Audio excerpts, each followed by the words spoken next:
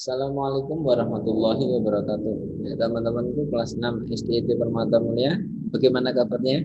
Ya, semoga kalian selalu sehat ya, dan kita selalu sehat dan dalam lindungan Allah Subhanahu wa taala. Amin ya rabbal alamin. Ya, teman-temanku kelas 6 SDIT Permata Mulia ya. Hari ini kita akan belajar yaitu pelajaran pendidikan agama Islam dan budi pekerti, dan di mana nanti materi akan disampaikan oleh Pak Guntur, terus ada Bu Samsi dan Bu Uki. Ya, yang pertama dengan Pak Guntur dulu ya. Ya, teman-teman, sebelum kita mulai eh, materinya ya, mari kita buka dulu dengan baca ta'awudz dan basmalah. A'udzu billahi minasyaitonir rajim. Bismillahirrahmanirrahim. Ya, teman-temanku, ya, hari ini kita akan belajar yang pertama ya. Ya, teman-teman, sudahkah kalian tahu tentang Asmaul Husna? Ya. Ya, apa itu Asmaul Husna, teman-teman? Ya. Asmaul Husna adalah nama-nama indah ya, nama-nama lain dari Allah Subhanahu wa taala. Ya, ada berapa jumlahnya? Ya.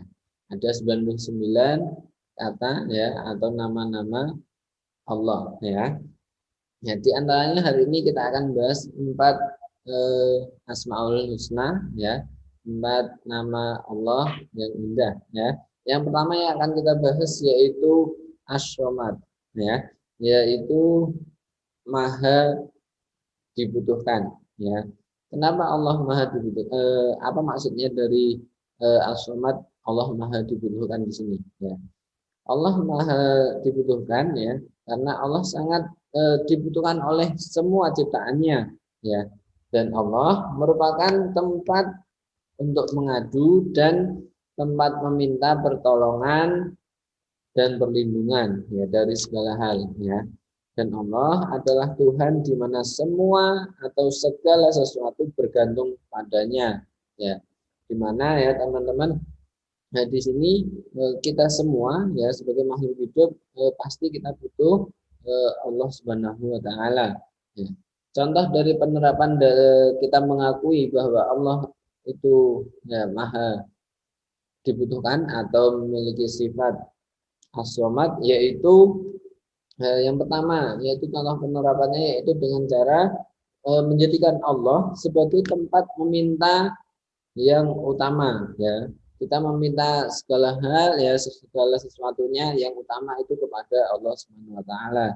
Yang kedua yaitu berusaha untuk menjadi orang yang bermanfaat bagi orang lain ya. Selanjutnya ya, kita sebagai siswa ya, kalian sebagai siswa yaitu berusaha untuk membantu teman di sekolah maupun di rumah ya, dengan tenaga, pikiran ataupun tutur kata yang sopan ya. Itu adalah penerapan ya atau hal-hal yang bisa kita lakukan sebagai ungkapan bahwa kita mengimani ya atau mempercayai bahwa Allah itu maha dibutuhkan atau memiliki sifat Asmaul Husna. Yang kedua al Muqtadir ya, di mana al Muqtadir di sini artinya yaitu maha berkuasa atau maha menentukan ya, di mana alam semesta ya beserta isinya ini adalah di bawah kekuasaan Allah Subhanahu wa taala ya, dan Allah maha kuasa dalam menentukan segala sesuatunya ya, dalam ketentuan hidup, mati, bergerak ataupun diam ya, itu merupakan juga merupakan kekuasaan dari Allah Subhanahu wa taala ya. Ada beberapa penerapan yang dapat kita lakukan apabila di mana ini untuk menunjukkan bahwa kita mengakui ataupun juga bahwa percaya bahwa Allah itu maha berkuasa ataupun maha menentukan ya, di mana yang pertama yaitu menjadikan Allah sebagai tempat untuk berlindung ya, karena Allah adalah satu-satunya yang berkuasa ya, yang memiliki kekuasaan atas segala sesuatunya ya. Yang kedua yaitu dengan berlomba-lomba untuk mencari amal kebaikan ya, yaitu mencari amal kebaikan ya. Kenapa kita harus berlomba-lomba untuk mencari amal kebaikan? Ya, karena kita tidak tahu kapan kita akan meninggal ya. Ya, karena Allah yang berkuasa untuk menentukan hidup dan matinya seseorang. Ya. Selanjutnya yang ketiga yaitu Asmaul Husna. Ya, yang ketiga yaitu yang akan kita bahas yaitu Al-Muqaddim. Ya, di mana Al-Muqaddim di sini artinya itu Maha mendahulukan. Ya. Allah Maha mendahulukan. Di sini artinya Allah Maha mendahulukan atas apa yang diciptakannya ya, dan atas apa yang dikehendakinya. Ya, Allah mendahulukan dan mengutamakan siapapun yang dikehendakinya. Seperti Allah mengutamakan beberapa manusia pilihannya ya, seperti Rasul, Nabi, para sahabat dan ulama dan yang lainnya juga ya. Di mana di sini ada beberapa penerapan yang dapat kita lakukan dari sifat al-muqaddim ya. Asmaul Husna yang ketiga ini yaitu al-muqaddim. Nah, penerapannya yaitu yang pertama ya, dalam berbuat kebaikan hendaknya kita lebih dahulu berbuat ya.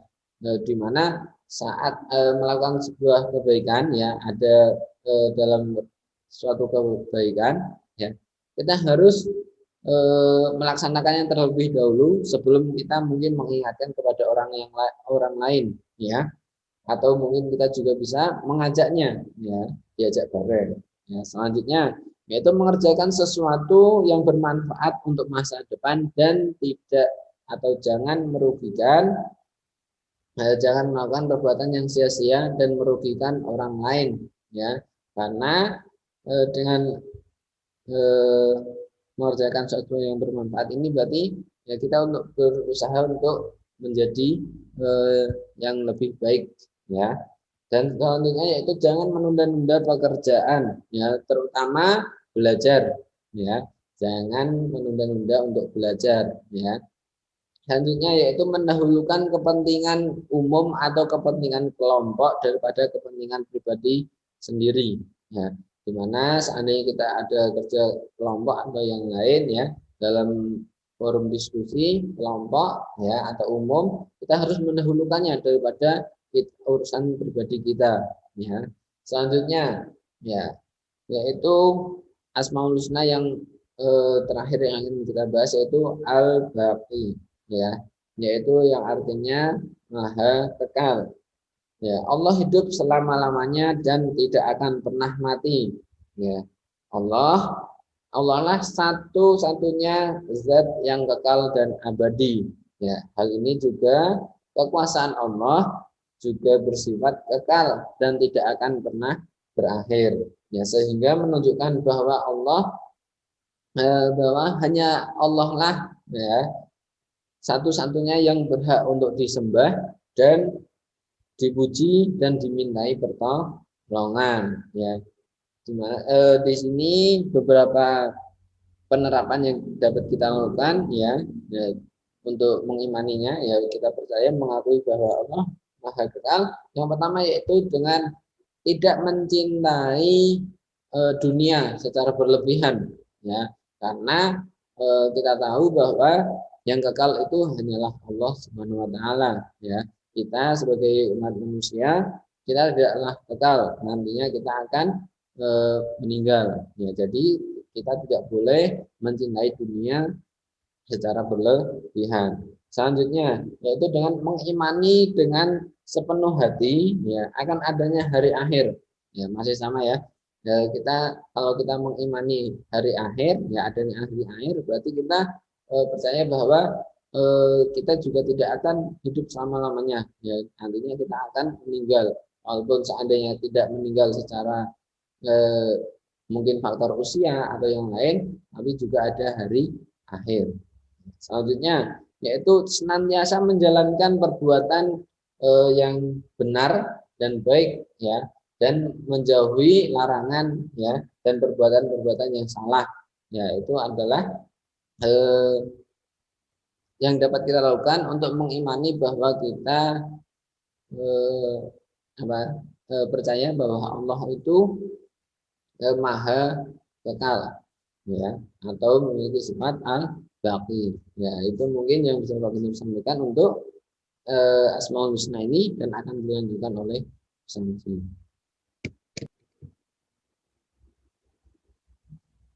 Ya, melanjutkan tadi yang sudah disampaikan oleh Pak Guntur, Bu Samsi di sini akan menyampaikan materi bab keempat, yaitu ayo membayar zakat.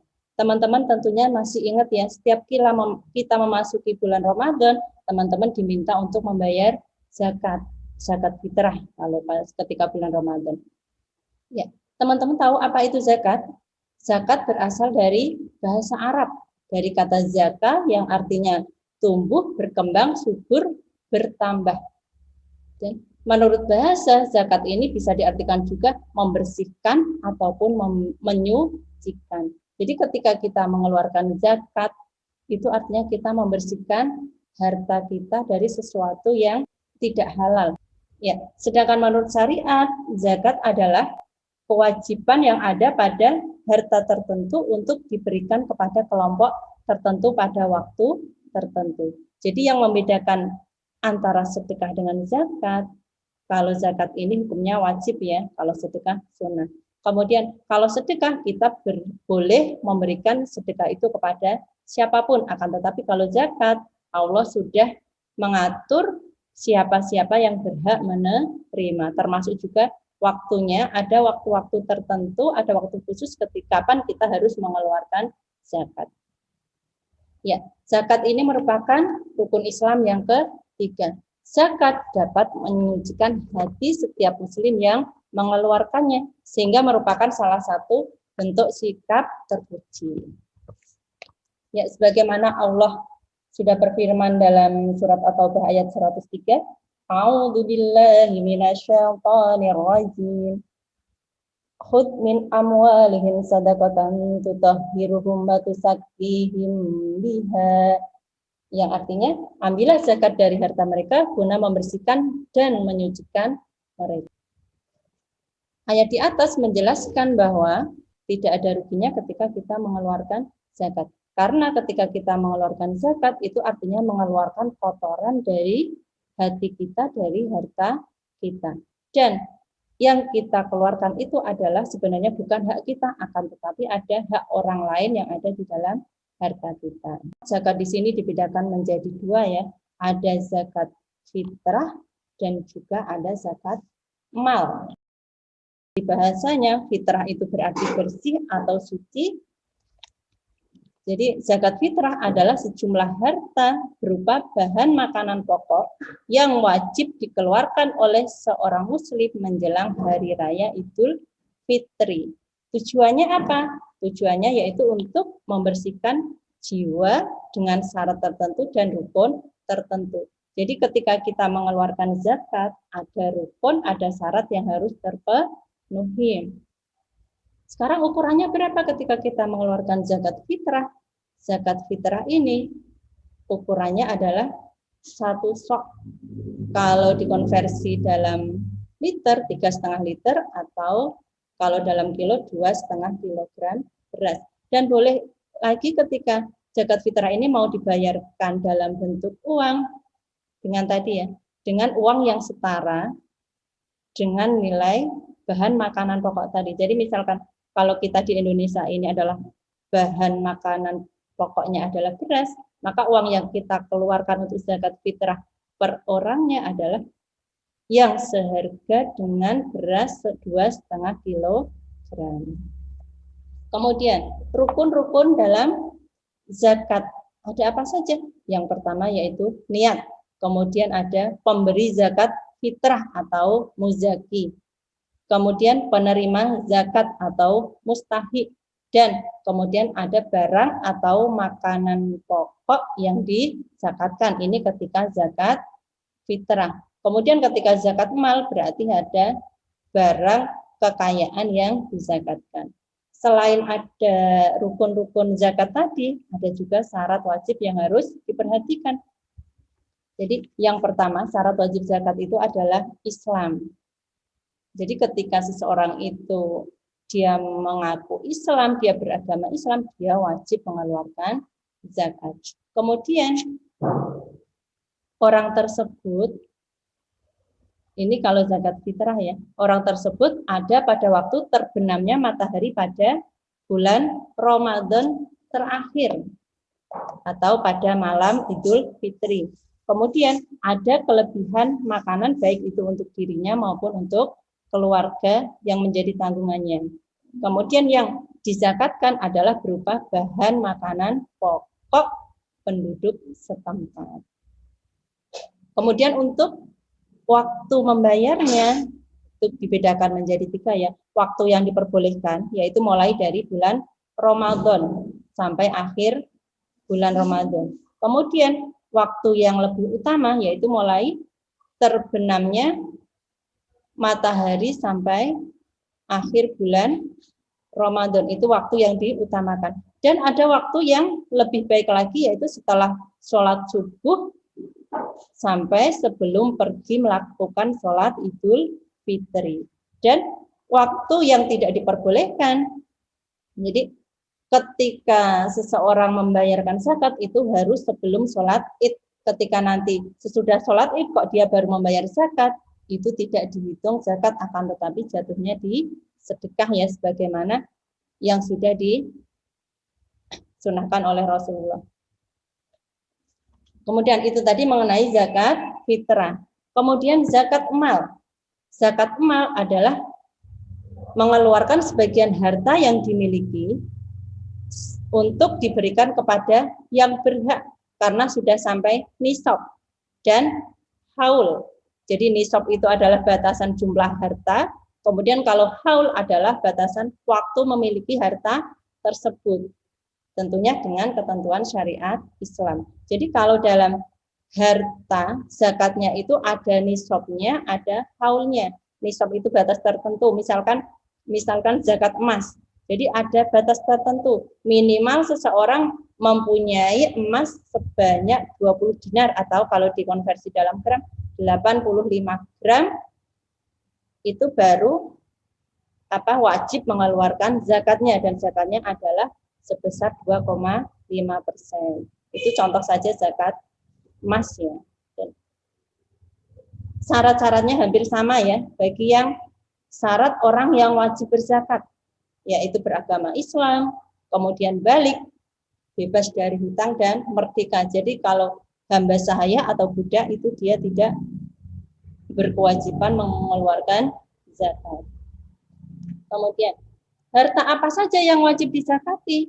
Di antaranya yaitu emas dan perak, kemudian ada harta perniagaan, hasil pertanian, baik binatang ternak, ada kambing, sapi, unta, dan sebagainya. Kalau tadi emas itu nisabnya 85 gram, kalau unta itu nisabnya adalah 5 ekor. Jadi ketika seseorang kok dia sudah memiliki 5 ekor unta dan sudah itu mencapai 1 tahun, berarti dia wajib mengeluarkan zakatnya. Zakatnya berupa apa? Menurut ketentuan syariat, zakatnya berupa 1 ekor kambing, itu contoh saja. Kemudian ada lagi hasil tambang, kemudian barang temuan. Kalau tadi sudah zakat fitrah, zakat emas, sekarang siapa saja sih yang berhak menerima zakat? Jadi untuk zakat ini berbeda dengan sedekah sebagaimana tadi yang sudah disampaikan. Zakat ini ada golongan-golongan tertentu, yaitu yang dikenal dengan 8 asnaf atau 8 golongan. Sebagaimana yang difirmankan Allah dalam surat At-Taubah. A'udzubillahi minasyaitonirrajim. Innamas shadaqatu lil fuqara'i wal masakin wal 'amilina 'alaiha wal mu'allafati qulubuhum wa fir riqami wal gharimina wa fis sabilillah wa ibnis sabili faridatan minallahi wallahu alimun hakim. Jadi yang berhak menerima zakat atau yang termasuk golongan mustahik orang yang menerima zakat ada 8 golongan. Yang pertama fakir, yaitu orang yang tidak memiliki harta, tidak mempunyai pekerjaan, dan tentunya tidak bisa mencukupi kebutuhan sehari-hari, itu fakir. Kemudian yang miskin, yang kedua miskin, mempunyai barang, mempunyai harta, mempunyai pekerjaan, tapi tidak mencukupi untuk memenuhi kebutuhan hariannya. Kemudian golongan yang ketiga amil. Amil yaitu panitia atau seseorang yang ditunjuk untuk mengumpulkan zakat, menyimpan, dan membagikannya. Golongan selanjutnya yaitu mu'alaf. Mu'alaf sendiri adalah orang yang imannya masih lemah, artinya orang yang baru masuk Islam. Kemudian golongan selanjutnya yaitu rikob, berarti budak atau hamba sahaya. Yang selanjutnya gorim, orang yang mempunyai hutang. Jadi kita boleh memberikan zakat kepada orang yang banyak hutang. Kemudian yang selanjutnya sabil, orang yang berjuang di jalan Allah. Kemudian yang terakhir yaitu ibnu sabil, orang yang sedang dalam perjalanannya itu bukan untuk maksiat. Dan kedelapan golongan itulah yang berhak menerima zakat. Kemudian sekarang apa hikmahnya sih kita mengeluarkan zakat? Jadi yang pertama, hikmah dari kita mengeluarkan zakat adalah membersihkan harta dan jiwa pembayar zakatnya dari sifat pikir, rakus, dan tamak. Kemudian hikmah yang kedua, membantu orang yang kesusahan ataupun kesulitan dari segi ekonomi. Yang ketiga, mendorong manusia untuk berjiwa sosial dan peduli kepada sesama. Yang keempat, mendorong manusia untuk bersikap jujur dan bertanggung jawab atas harta yang dimilikinya. Karena nanti ketika di akhirat, semua harta yang kita miliki itu akan dimintai pertanggungjawabannya. Jadi tidak ada ruginya ketika kita membersihkan harta kita dengan mengeluarkan zakat. Kemudian yang terakhir, mengingatkan kepada kita semua bahwa harta itu adalah sepenuhnya milik Allah. Harta hanyalah titipan bagi kita. Kapanpun Allah mengambil, itu sangat mudah bagi Allah. Begitu besar hikmah dari membayar zakat ya teman-teman. Oleh karena itu sebagai umat Islam kita harus meyakini dan mampu melaksanakan rukun Islam yang ketiga tersebut.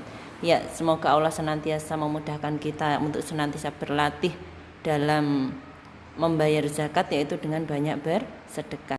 Ya, dari Bu Samsi cukup, nanti akan disambung oleh Bu Uki. Bismillahirrahmanirrahim.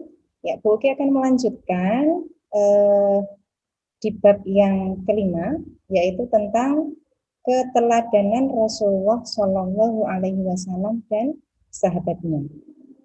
Ya, Rasulullah Shallallahu Alaihi Wasallam adalah utusan Allah yang terakhir. Tidak ada lagi utusan setelah beliau. Beliau Shallallahu Alaihi Wasallam adalah khatamul anbiya, yaitu penutup para nabi. Beliau juga merupakan uswatun hasanah atau teladan yang baik untuk kita umat manusia, khususnya adalah umat Islam. Akhlak beliau menjadi panutan kita agar bisa menjadi manusia yang memiliki akhlakul karimah atau akhlak yang baik. Apa saja contoh akhlakul karimah? Banyak sekali dalam kehidupan kita sehari-hari. Contohnya adalah di saat bagaimana orang tua kita menasihati kita, maka sikap kita adalah kita mendengarkan nasihat mereka dengan sikap yang terbaik. Kemudian, apa yang kita lakukan ketika kita keluar rumah atau mungkin berangkat ke sekolah, maka akhlak yang baik adalah dengan kita meminta izin gitu ya. Kita salam, kita mencium tangan kedua orang tua kita.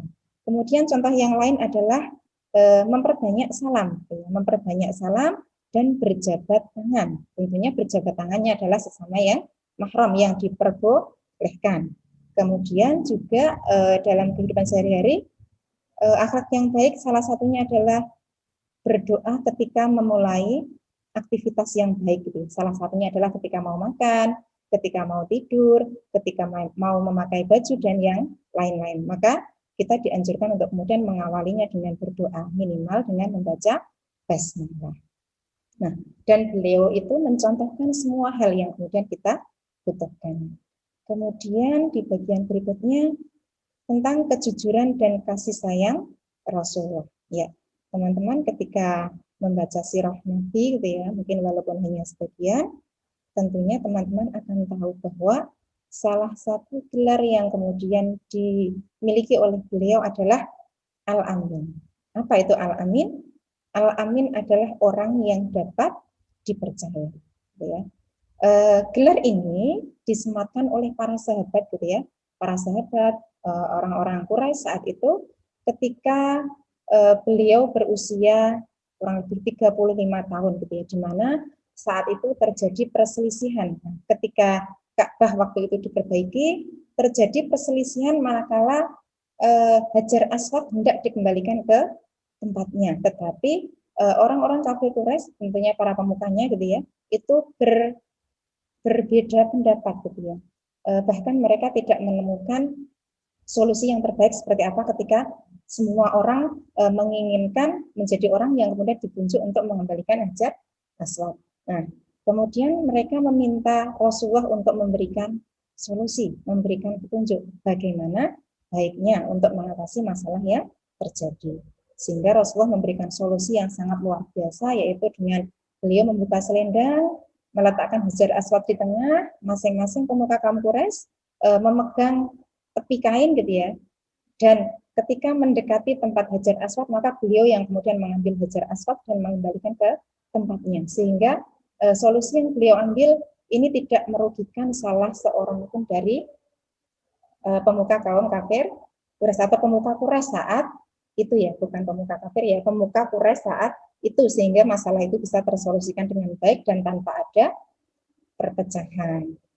Nah, walaupun gelar Al-Amin ini beliau dapatkan atau disematkannya adalah di usia ke-35 tahun, tetapi ketika teman-teman membaca sirah Nabi tentunya akan bisa mengetahui bahwa salah satu karakter yang sangat menonjol dari Rasulullah adalah beliau senantiasa menjaga kejujuran, gitu ya. Beliau tidak pernah berbohong sama sekali, dan itu memulainya sejak kecil, gitu ya.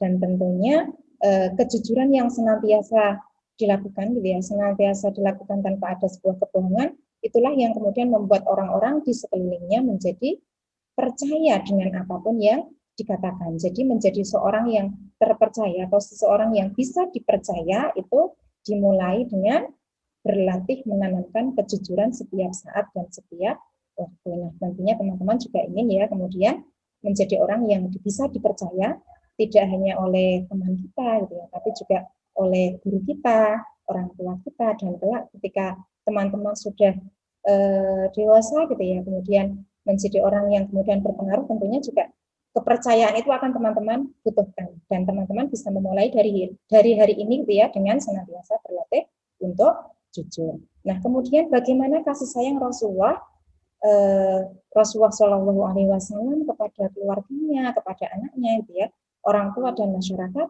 Nah, tentunya juga sangat-sangat luar biasa kita dapatkan manakala membaca sirah beliau, gitu ya. Ketika zaman jahiliyah, gitu ya, di dalam sebuah keluarga lahir seorang anak perempuan, maka dianggap mereka tidak beruntung, gitu ya. Bahkan mungkin dianggap keluarga yang sial karena mendapatkan bayi perempuan. Tapi dengan Islam hadir, kemudian Rasulullah yang Allah utus untuk membawa Islam, gitu ya, maka beliau juga mencontohkan bagaimana beliau sangat memuliakan anak perempuan. Terbukti bagaimana beliau sangat menyayangi putrinya, terkhusus adalah putri beliau yang bernama Fatimah Az-Zahra, gitu ya. Pun demikian ketika Fatimah putri beliau melahirkan cucu-cucu yang sangat lucu, ya, Hasan dan Husain, beliau juga sangat menyayangi, gitu ya. Bahkan ketika beliau pernah bertanya pada sahabat yang kemudian punya anak lebih dari 2, gitu ya, bahkan anaknya mungkin jumlahnya lebih dari 5, gitu, atau 10, gitu ya, beliau pernah ditanya, pernah enggak kamu mencium anakmu, gitu ya. Maka beliau sahabat tadi mengatakan, aku tidak pernah mencium mereka. Maka Rasulullah menyampaikan bahwa barang siapa yang tidak menyayangi, maka dia tidak akan disayangi, gitu ya. Jadi Rasulullah sangat menganjurkan kepada umatnya untuk senantiasa menyayangi anak kecil, gitu ya. Kemudian juga beliau senantiasa berbakti kepada orang tua atau orang yang lebih tua, gitu ya. Bisa orang tua kandung, bisa kemudian Pak Bude, bisa guru, gitu ya. Jadi beliau mengajarkan bagaimana kita bersikap pada orang yang lebih tua. Salah satunya adalah dengan berkata yang baik, gitu ya. Tidak boleh berkata yang kasar. Berkatalah yang lemah lembut. Sekalipun ketika kita menolak, maka kita harus menggunakan bahasa yang terbaik. Kemudian bahkan beliau pernah gitu ya, sekali waktu ketika sholat gitu ya, ketika sholat yang biasanya membaca surat yang sangat panjang, tetapi ketika beliau mengetahui ada jamaahnya yang kemudian orang yang tua, orang yang lemah, atau mungkin beberapa atau sebagian mereka memiliki keperluan, maka beliau memendekkan sholatnya. Itu sebagai wujud kasih sayang beliau kepada orang-orang yang lebih tua atau orang tua yang lemah gitu ya. Beliau juga tidak pernah menyakiti hati orang lain gitu ya. Tidak pernah sekalipun menyakiti hati orang lain. Sebagaimana yang beliau sabdakan gitu ya. Man kana yu'minu billahi wal yaumil akhir falyaqul khairan aw liyasmut gitu ya. Barang siapa yang beriman pada Allah dan hari akhir, maka hendaklah berkata-kata baik atau diam. Jadi pilihannya ketika mau berkata, maka berkatalah yang baik gitu ya. Ketika tidak bisa berkata baik, gitu ya, maka pilihannya adalah yang kedua, yaitu diam. Dan ini sangat tercermin sekali dalam pribadi beliau. Gitu ya. Bahkan sekalipun dalam kondisi marah, beliau tidak pernah mengeluarkan kata-kata yang besar gitu ya. Bahkan marahnya beliau cukup dengan memalingkan muka gitu ya. Bahkan mungkin sekali waktu wajahnya tampak kemerahan karena menahan amarah gitu ya, atau memalingkan muka gitu ya. Jadi begitulah akhlak beliau yang sangat-sangat luar biasa, dan tentunya kita pun ingin gitu ya, ingin menjadi pribadi yang senantiasa lebih baik, menggunakan menjadikan beliau menjadi suri teladan yang terbaik untuk kita gitu ya. Kemudian selain beliau memiliki rasa kasih sayang yang sangat luar biasa baik pada anak, keluarga, masyarakat gitu ya, beliau juga sangat peduli dengan lingkungan gitu ya. Salah satunya adalah bagaimana beliau menganjurkan tidak berlebihan dalam menggunakan air gitu ya, termasuk dalam hal wudhu gitu ya. Maka ketika teman-teman berwudhu juga sama, harus diperhatikan keran yang mengalir, pastikan itu cukup untuk dipakai wudhu, tidak perlu terlalu besar karena itu termasuk perbuatan yang boros air, dan Rasulullah dan Allah pun sama dia tidak menyukai orang-orang yang boros atau orang-orang yang berlebihan. Kemudian Rasulullah juga melarang manusia berbuat kerusakan di muka bumi. Kalau ini dalilnya di Quran surat Al-A'raf ayat 56. Teman-teman nanti bisa membuka gitu ya, yang artinya memang di sana itu manusia dilarang untuk kemudian berbuat kerusakan di muka bumi. Tentunya yang dimaksud kerusakan ini sangat banyak gitu ya. Dari hal kecil gitu ya, membuang sampah sembarangan itu juga termasuk bagian merusak atau berbuat kerusakan di muka bumi. Gitu ya. Karena ketika sampah dibuang sembarangan, apalagi sampai menghambat aliran air gitu ya, itu nanti dampaknya juga akan merusak sistem dalam kehidupan kita gitu ya. Itu terkait dengan Rasulullah gitu ya. Kemudian selain Rasulullah peduli lingkungan, Rasulullah juga menjadi pembawa rahmat bagi seluruh alam atau pembawa rahmat bagi alam semesta gitu ya. Kalau bahasa Arabnya adalah rahmatan lil alamin. Allah berfirman dalam Quran surat Al-Anbiya ayat 107, dan tidaklah kami mengutus engkau Muhammad melainkan untuk menjadi rahmat bagi seluruh alam gitu ya. Tidak hanya manusia tapi juga bagi makhluk Allah selain kita gitu ya. Selain mengajak manusia untuk memurnikan ketauhidan atau menyembah Allah tanpa menyekutukannya dengan apapun, beliau juga menanamkan akhlak yang terpuji. Sangat terbukti di banyak kisah beliau bagaimana memang beliau dalam berdakwah juga senantiasa menerapkan akhlak-akhlak yang sangat terpuji. Salah satunya bisa kita dapati bagaimana kemudian beliau mencintai anak kecil, gitu ya, menghormati orang tua, mengajarkan sopan santun, gitu ya. Beliau juga peduli lingkungan. Beliau juga kemudian pernah suatu saat ketika beliau hijrah di Madinah, gitu ya, kaum muhajirin ya, sahabat yang berangkat ke Madinah itu berasal dari Mekah. Beliau, para sahabat itu meninggalkan kota Mekah dengan tidak membawa apapun, gitu ya. Kemudian ketika masuk di perkampungan kota Madinah, beliau bisa mempersaudarakan antara kaum muslimin di Madinah dengan kaum muslimin di Ansor dengan dengan persaudaraan yang sangat-sangat kita kenal gitu ya. Bagaimana kemudian sahabat rela menawarkan hartanya untuk diberikan kepada saudaranya yang dari Mekah gitu ya. Dan itu terjalin sangat kuat gitu ya. Jadi hadirnya Islam, hadirnya beliau itu sangat membawa rahmat bagi seluruh manusia, bagi seluruh makhluk di atas muka bumi. Maka kita sebagai umat beliau, mari senantiasa menjadikan beliau sebagai qudwah hasanah gitu ya. Qudwah hasanah atau uswatun hasanah, teladan kita gitu ya, dalam kehidupan sehari-hari. Karena beliau adalah manusia paling sempurna secara akhlak gitu ya, sebagaimana yang disampaikan oleh Bunda Aisyah radhiyallahu anha ketika ditanya oleh para sahabat gitu ya. Bagaimanakah akhlak Rasulullah? Maka beliau Bunda Aisyah menjawab, akhlak Rasulullah adalah seperti Al-Qur'an yang berjalan. Jadi sangat-sangat sempurna gitu ya. Tidak layak bagi kita sebagai umat Islam mengambil contoh selain dari Rasulullah gitu, karena beliau adalah sudah contoh yang sempurna gitu ya. Selain Rasulullah, kita mengenal generasi awal yang kemudian juga memiliki akhlak yang sangat luar biasa gitu ya. Kita bergeser ke para sahabat yang kemudian dikenal dengan sebutan Khulafaur Rasyidin gitu ya. Sahabat Rasulullah yang 4 yang kemudian para sahabat ini nanti yang kemudian melanjutkan estafet kekhalifahan yang pada awalnya dipegang oleh Rasulullah ya. Kita awali dari khalifah yang pertama, yaitu Abu Bakar As-Siddiq gitu ya.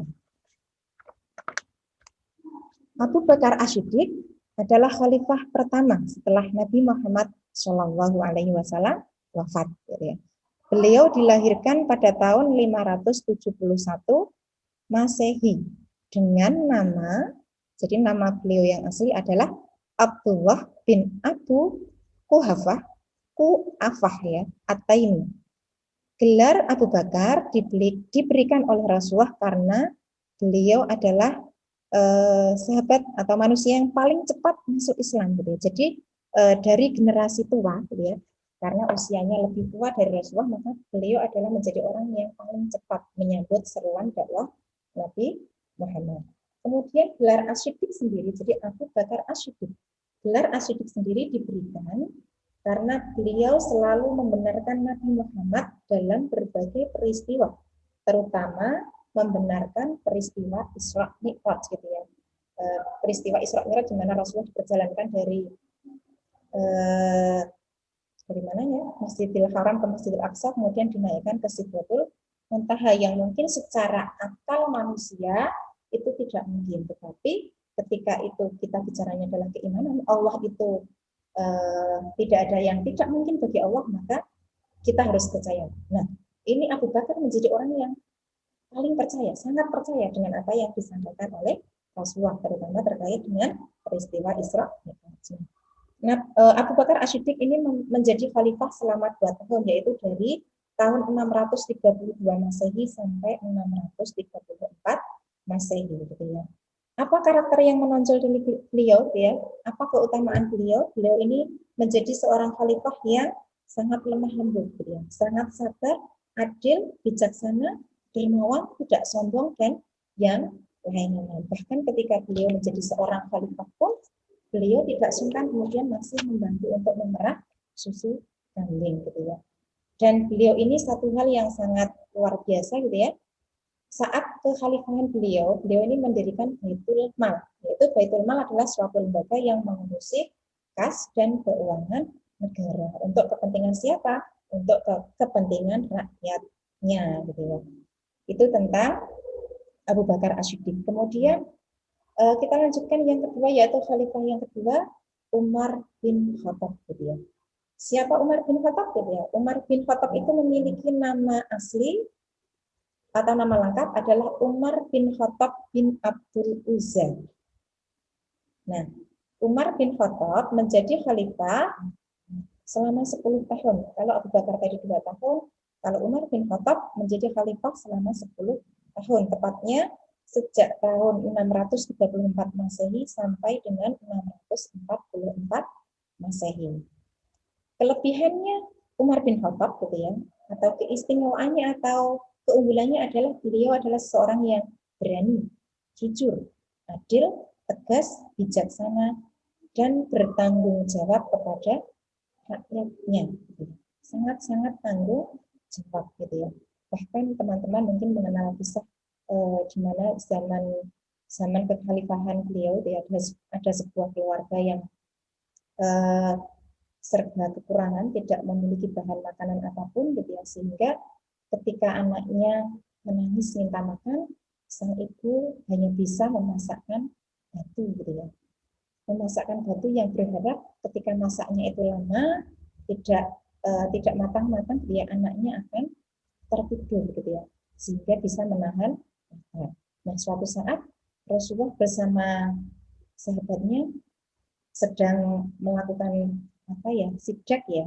Beliau ingin tahu bagaimana kondisi rakyatnya, karena beliau sangat takut ketika nanti ada rakyat yang kesusahan, sementara beliau mungkin memiliki cukup makanan gitu ya.